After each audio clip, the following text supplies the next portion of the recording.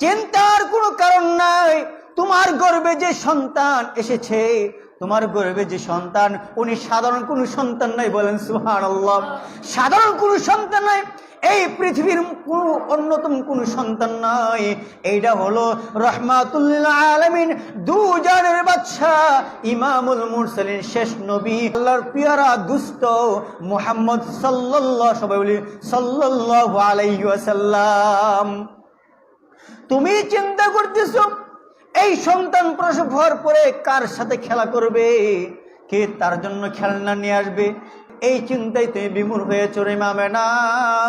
চিন্তার কোনো কারণ নাই। শুনো রে আমার, শুনো, তোমার এই সন্তান দুনিয়ার কোনো খেলনা দিয়ে, দুনিয়ার কোনো আসবাব দিয়ে খেলা করবে, এইটা এই নবীর শানের খেলা, এই নবীর শানের খেলা। মহান আল্লাহ রব্বুল আলামিন এই নবীর জন্য, নবীর খেলা করার জন্য আসমানে যে ওই চাঁদ দেখা যায়, নুরানি চাঁদ দেখা যায়, আকাশের মধ্যে যে তারকারাজি দেখা যায়, ওই চাঁদ এবং তারকারাজিকে তোমার ঘরের মধ্যে পাঠাইয়া দিবেন। তোমার সন্তান চাঁদের সাথে তারকারাজির সাথে খেলা করবে। আল্লাহু আকবার।